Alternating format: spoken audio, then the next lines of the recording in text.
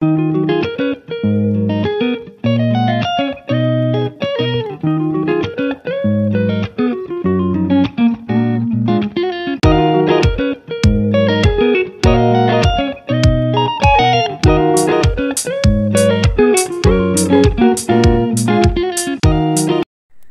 नमस्कार, मी अश्विनी तुमचं मनापासून स्वागत करते माझ्या यूट्यूब चॅनलमध्ये।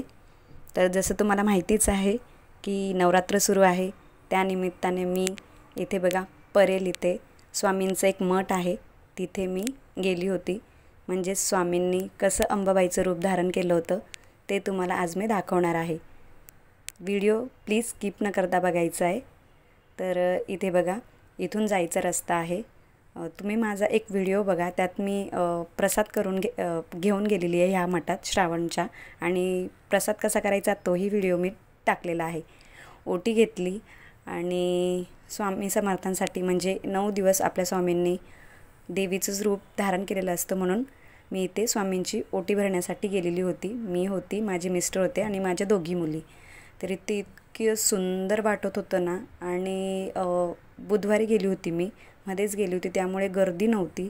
गुरुवारी आणि शुक्रवारी भरपूर गर्दी होणार, त्यामुळे मी आधीच गेली होती, त्याच्यामुळे दर्शनही छान झालं। आणि सगळे असं जे लोक होते तेही कमी होते।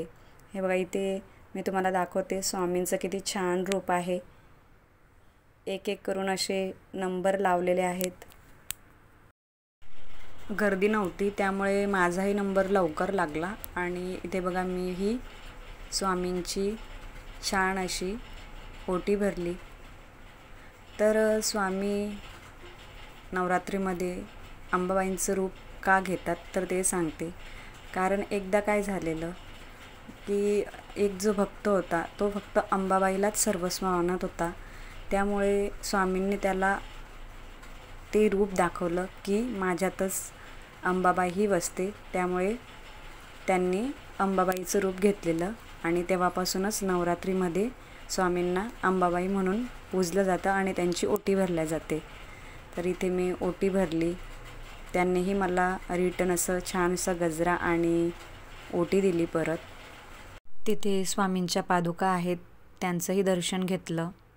त्यानंतर इथे बघा मी तुम्हाला दाखवते, वरतून असं कळसापासून किती छान सजवलं आहे आपल्या स्वामींना, इथे बघू शकता। अंबाबाईच्या रूपात एवढे सुंदर आणि छान दिसत होते आपले स्वामी महाराज। डोळे भरून त्यांचं दर्शन घेतलं। तर इथे बघा किती छान दिसत आहेत, एकदम साक्षात अंबाबाईच दिसत आहेत। साईडने गजरे सोडलेले आहे आणि मागे जे आपल्या देवी आहेत त्यांनाही छान असं त्यांनी नथ आणि कानातले वगैरे घातले होते। त्या दिवशी निळा रंग होता साडीचा। तर 9 दिवसांच्या 9 साड्या आपल्या स्वामींनाही नेसवल्या जातात। दर्शन घेतलं छान असं आणि आजूबाजूलाही ते थोडंसं शूट केलं। गर्दी नव्हती, वातावरण सगळं असं प्रसन्न वाटत होतं। थोडेफार होते आणि आम्हाला नंतर आरतीही सापडली, म्हणजे आमचं भाग्यच की आरती त्या दिवशी सापडली आम्हाला। आणि मग आरतीच्या वेळेला खूप गर्दी झाली होती। जसं जसं माहिती पडतं लोकांना की आरतीचे वेळ झाले आहेत तसं तसं लोक जमा होतात। तर इथे बघा आम्हाला आरतीही स्वामींची भेटली योगायोगाने। ओम श्री गणेशाय नमः।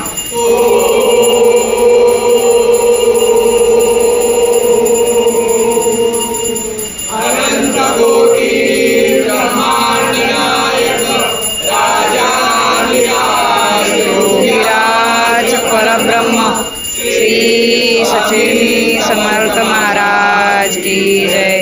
अवधूत चिंतन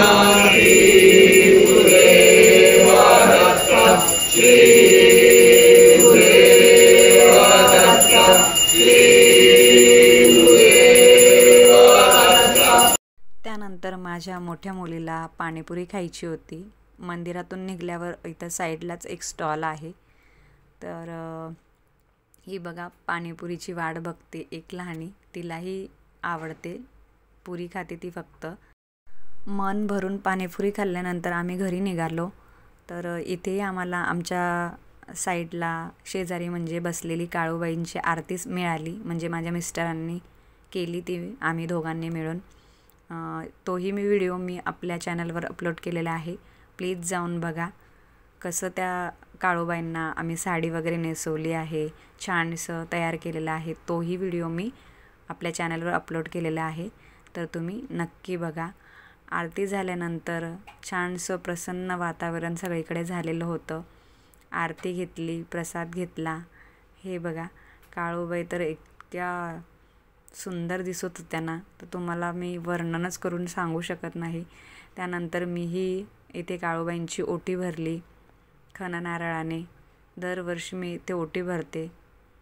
तुम्हाला मी जसं म्हटलं, तुम्ही नवरात्रीमध्ये कन्यापूजन आणि देवीची ओटी ही भरलीच पाहिजे, आवर्जून भरलीच पाहिजे. कारण नवरात्र हा वर्षातून एकचदा येणारा सण आहे आणि कन्या ही पूजन तुम्ही नक्की करा, तुम्हाला छान वाटेल. तर आजचा हा व्हिडिओ तुम्हाला कसा वाटला हे खाली कमेंट करून मला नक्की सांगा. आणि अशाच नवनवीन व्हिडिओसाठी माझ्या चॅनलला लाईक, शेअर, सबस्क्राईब करा. हेल्दी राहा आणि सर्वांना श्री स्वामी समर्थ.